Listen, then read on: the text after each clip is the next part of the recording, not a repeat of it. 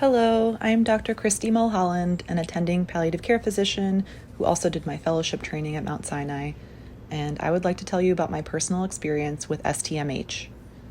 Completing my medical and residency training in a rigorous and busy program, I was told to accomplish an enormous amount of clinical and clerical tasks within the workday, relentlessly for the bulk of my 20s.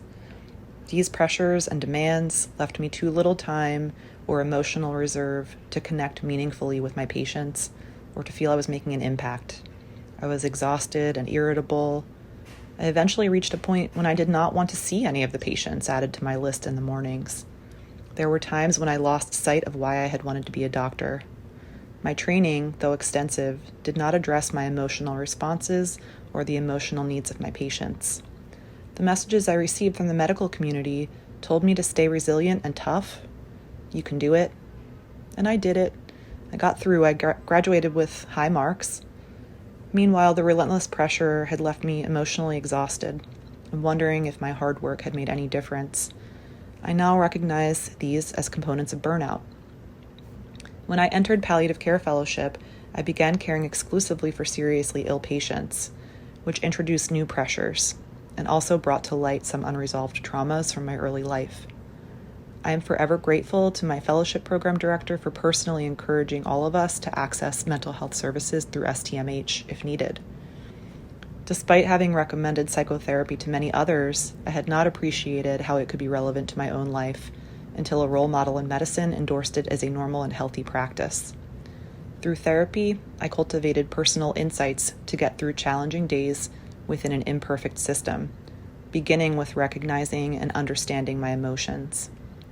The process of reflection and engagement with my emotional experiences helped me to experience rich meaning and purpose in my patient care and to become a more effective doctor.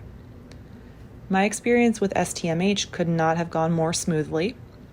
The scheduling was easy, convenient, and private.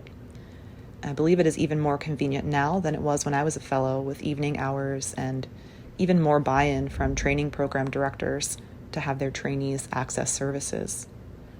I was eventually referred to a psychoanalyst outside of Mount Sinai, where I have continued an enriching and regular therapy practice. My experience has ignited a desire to help other clinicians maintain their joy in practice. This has become my career mission. I strive to help clinicians feel satisfaction in caring for their sickest patients by teaching them wellness practices and how to help shape the healthcare system to be more rewarding for the people inside of it.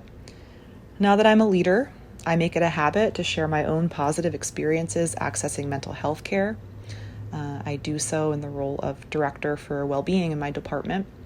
And I regularly speak to our fellows about my own experiences, and I'm glad to be able to share them with you. I hope that you will also consider accessing STMH as part of a normal and healthy practice, and to speak about your own personal experiences too. Thank you.